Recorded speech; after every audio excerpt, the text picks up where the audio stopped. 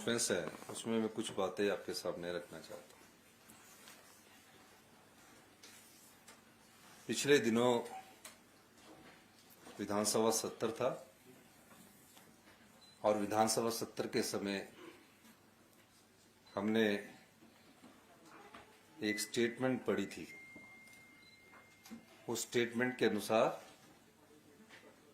जो हमारे सरकारी कर्मचारी थे जिनकी सैलरीज कैश फ्लो के कारण मिसमैनेजमेंट हुई थी, उसको हमने रेगुलेट किया। और उस समय भी मैंने अपनी स्टेटमेंट में ये कहा था कि हमें फिस्कल डिसिप्लिन और फिस्कल प्रूडेंस से आगे बढ़ना है। और हमारी वित्तीय स्थिति बहुत अच्छी है, लेकिन हम अनुशासन में रह के वित्तीय स्थिति को ठीक करना चाहते हैं। इसलिए कई सालों से 3 करोड़ रुपया हमारी सैलरीज और पेंशन्स का ब्याज के रूप में जाता रहा।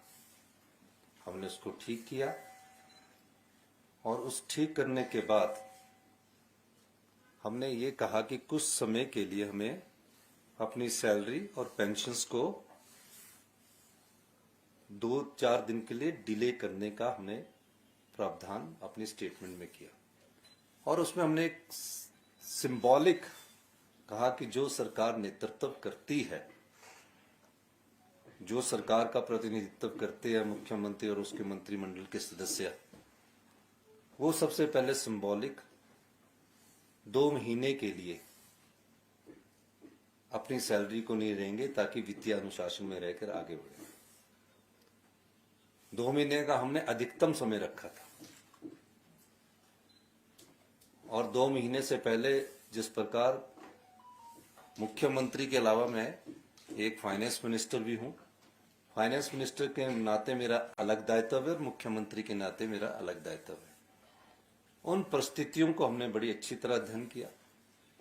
और मैं बार बार कहता हूं कि हम व्यवस्था परिवर्तन से आत्मनिर्भर हिमाचल की ओर जा रहे हैं। हम सत्ता में सत्ता सुख के लिए नहीं आए हैं, व्यवस्था परिवर्तन के लिए आए हैं। और इस संदर्भ में मैं आज ये कहना चाहता हूं कि दीपावली भी है और दीपावली की भी आप सब लोगों को शुभकामनाएं। और हिमाचल प्रदेश के सभी निवासियों को, प्रदेशवासियों को दशहरे की भी बहुत शुभकामनाएं और दीपावली की भी बहुत शुभकामनाएं। हिमाचल प्रदेश के जो सरकारी कर्मचारी हैं वो किसी न किसी रूप में प्रदेश की सेवा करते रहे। पिछले कई सालों से कई चीजों के लिए वो संघर्ष करते रहे।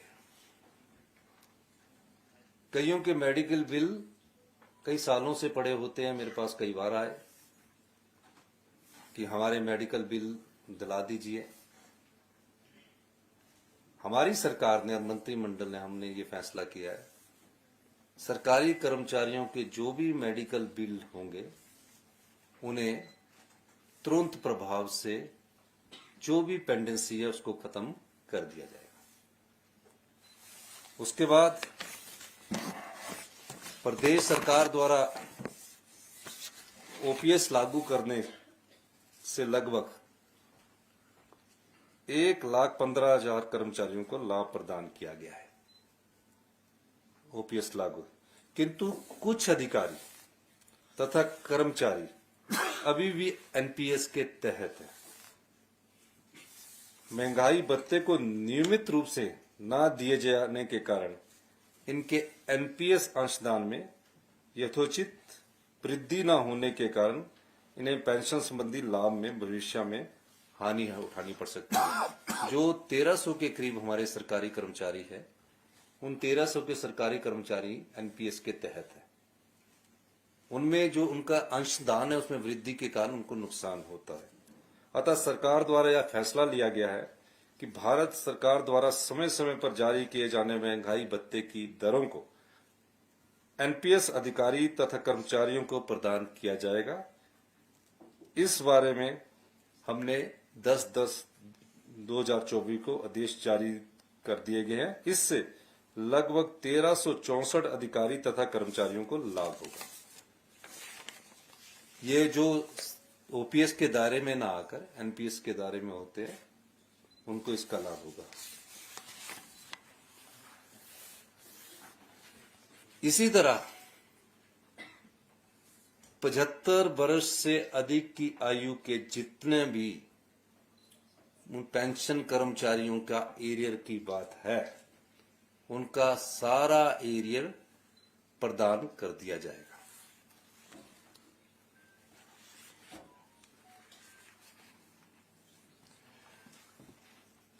मैं प्रदेश सरकार के सरकारी कर्मचारियों और पेंशनरों को 1/1/2023 से दे महंगाई भत्ते की 4% की किस्त देने की घोषणा करता हूं।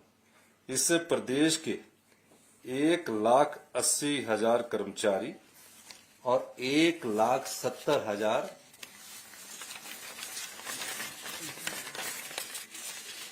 पेंशनरों को लाभ होगा तथा सरकारी कोष पर जो आने वाला अभी जो वित्तीय वर्ष है 600 करोड़ रुपए का भार पड़ेगा। मैं दीपावली के शुभ अवसर के मद्देनजर यह भी घोषणा करता हूं कि प्रदेश के कर्मचारियों और पेंशनरों को जो 1 तारीख को पे मिलती है और 9 तारीख को पेंशन मिलती है, क्योंकि दीपावली हमारा सबसे बड़ा त्योहार होता है, हम इनकी जो पेंशन हुआ है जो अगले महीने अक्टूबर में मिलनी है वो इन्हें नवंबर में मिलने उन्हें 28 अक्टूबर में देने की भी घोषणा करता हूं। यानी कि उनकी जो पेंशन है जो पे है वो हम 4 दिन पहले उनको दे रहे हैं। यानी कि इस महीने की 28 तारीख को सभी कर्मचारियों को पेंशन भी मिलेगी जो रिटायर हो चुके हैं और जो सरकारी में है उन्हें पे भी मिलेगी।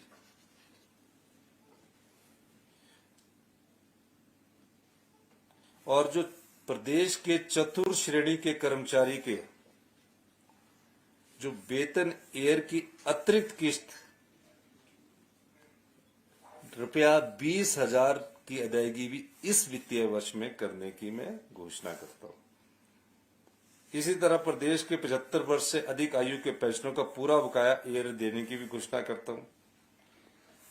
इस वित्तीय वर्ष में सरकार वेतन और पेंशन एरियर पर कुल जो और भी कुछ हमने परसेंटेज बनाई है उसमें 202 करोड़ रुपए का खर्चा आएगा। तो ये जिस प्रकार का आकलन आप लोग कर रहे थे, ये आकलन करने से पहले थोड़ा सा आप सभी, आपको नहीं मैं कहूंगा, कुछ पत्रकार बंधु दिल्ली तक खबरें चला रहे थे और कुछ तो हमारे राष्ट्रीय नेता हैं और फाइनेंस मिनिस्टर निर्मला सीतारमण भी है, वो तो फाइनेंस का पूरे रखते हैं। हमारी ट्रेजरी अभी तक ओवरड्राफ्ट नहीं हुई। मैंने कहा कि पिछले साल हमने 2011 दिसंबर 2022 को जब हमने सत्ता संभाली, 1 महीने तक मैं और मुख्यमंत्री मुकेश अग्निहोत्री जी ने, जिस समय गंभीर वित्तीय स्थिति थी, उस पर चर्चा की। चर्चा करने के बाद हमने दृष्टिकोण अपनाया और आत्मनिर्भर हिमाचल की नींव रखी, जिसकी की पहले बजट में आपको कल्पना की। पर आपने उस बजट में, क्योंकि वो बदला हुआ बजट था, उस बदले हुए बजट को आपने सोचा पता नहीं किस दिशा में आगे बढ़ेंगे और 1 साल के भीतर 2023-24 में 2200 करोड़ रुपए का अतिरिक्त राजस्व कमाया। 2024-25 में उसमें कितने % की वृद्धि हो रही है वो 31 मार्च 2025 को पता लगेगा। लेकिन पूरे जर्नल में ऐसा लगा कि तनख्वाह देने के लिए पैसे नहीं है। जब हमने मंत्रियों की विधानसभा के सत्र में और मुख्यमंत्री की 2 महीने की सैलरी रोकने की बात की थी, तो मैंने कहा ये सिंबॉलिक, हम जो 4 दिन का जो फिस्कल मैनेजमेंट है इसके लिए कर रहे हैं, उसके बाद कर्मचारियों की करेंगे, क्योंकि हम हिमाचल प्रदेश की सरकार का प्रतिनिधित्व करते हैं। लेकिन उसका उल्ट इतना प्रचार किया गया, उल्ट देखने के लिए इतना सब कुछ कहा गया। ऐसा कुछ नहीं है। हिमाचल प्रदेश की वित्तीय स्थिति अच्छी है और हम बार बार कहते हैं कि 2027 में हिमाचल प्रदेश आत्मनिर्भर बनेगा और 2032 में हिमाचल प्रदेश हिंदुस्तान का सबसे समृद्धशाली और मजबूत अमीर राज्य बनेगा। ये मैं अभी से नहीं कह रहा, आप तो सारे मुझे सब रिकॉर्ड पहले दिन से मेरी आप स्टेटमेंट देखना।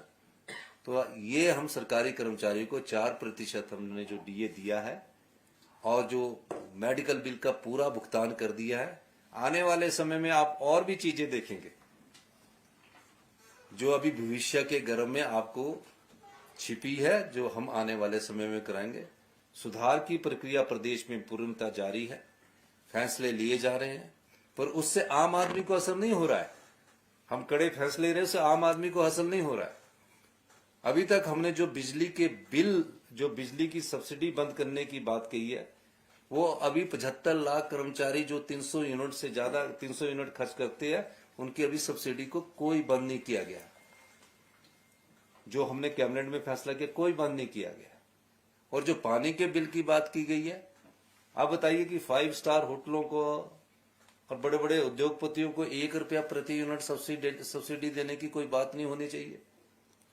पानी के बिल की उनको सब्सिडी देने की बात नहीं होनी चाहिए। जो करोड़ों रुपया टैक्स देते हैं, जो 10-10 लाख रुपए इनकम टैक्स देते हैं, उनको भी फ्री देना चाहिए।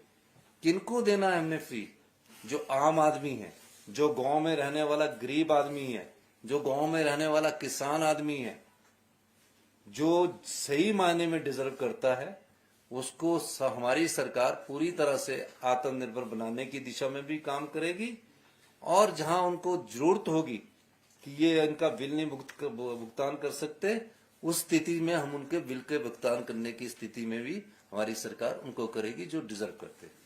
इसी संदर्भ में मैं आपको कहना चाहता हूं कि हिमाचल प्रदेश की सरकार प्रदेश के कर्मचारियों का, प्रदेश के किसानों का, प्रदेश के बागवानों का, प्रदेश के मजदूरों का, प्रदेश की महिलाओं का, प्रदेश के युवाओं को रोजगार के अवसर पैदा हो, इस दिशा में हमारी सरकार काम कर रही है। और निश्चित तौर पर जब भारतीय जनता पार्टी की सरकार थी, उनको उनके बारे में पूछा जाना चाहिए था। चुनावों से पहले 5,000 करोड़ की रेवड़ियां बांटी गई। ये तो वो बात हुई, इस बार मैं देख रहा था, उल्टा चोर कोतवाल को डांटे। आप देखिए ना कि हर चीज में ब्याज 5 रुपए कम कर दिया गया, बिजली फ्री कर दी गई, मुफ्त की पानी की योजना ला दी गई, 900 के करीब इंस्टीट्यूशन खोल दिए गए। और फिर खूब खुश होते हैं कि प्रदेश के धन को हमने लुटा दिया है, और लुटाया भी ऐसा कि आने वाले भविष्य की युवा पीढ़ी के लिए कोई नया रास्ता छोड़ने की बात नहीं की। हम यहां सत्ता में ना प्रदेश की संपदा को लूटने देंगे, ना लुटाने देंगे, जो भारतीय जनता पार्टी ने किया है। इसीलिए मैंने कहा कि आरबीआई बता सकता कि हमने कब ओवरड्राफ्ट किया, फाइनेंस मिनिस्टर बता सकती थी कि हमने कब ओवरड्राफ्ट किया। झूठ के सहारे जब राजनीतिक रोटियां सेकने की कोशिश की जाती है, तो ऐसा उसके बारे में उन्हें विचार करना चाहिए, कोई भी व्यक्ति बोले। क्योंकि जो हमारी ट्रेजरी है वो तो आरबीआई के साथ अटैच्ड है, हर चीज का पता लग जाता कि कहां है। तो इसलिए हम आपको कहना चाहते हैं कि प्रदेश ने प्रदेश के कर्मचारियों के हित में, पेंशनों के हित में ये फैसला किया। और 28 तारीख को, पिछली बार हमने 5 को दी थी और 9 को दी, इस बार हमने 28 तारीख को दे दी। ये सब चीजें हम सरकार के हित में कर रहे हैं, आत्मनिर्भर हिमाचल बनाने की दिशा में बढ़ रहे हैं। आपका बहुत बहुत धन्यवाद। मुख्यमंत्री चार प्रतिशत 1/23 से 2023 से डीए की 4% की एरियर जो 10,000 करोड़ का, उसमें 75 साल के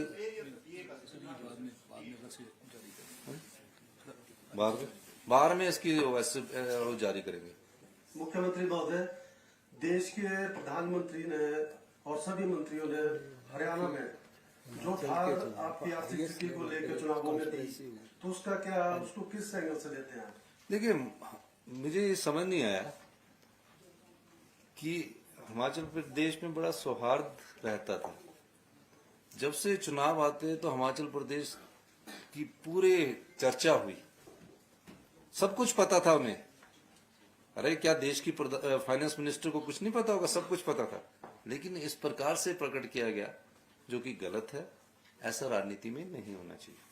जो मेडिकल रिइंबर्समेंट आपने देना, ये कर्मचारी काफी सालों से कर्मचारी मेरे को मिले थे, अभी मैं मेडिकल कॉलेज भी गया था और जगह भी गया, कि हमारे 2-2 साल से मेडिकल बिल ही नहीं मिले हैं, 3-3 साल से मेडिकल बिल नहीं बने हैं, हम पैसा तो खर्च कर चुके हैं। तो मैंने कहा कि ये मेडिकल वाले जो बिल है ये सारे अभी पूरे कर दिए जाएंगे, उनके लिए बजट करके उनको पूरे जिनके भी आज तक के बेचारों के, क्योंकि ये जो ज्यादा पेंशनर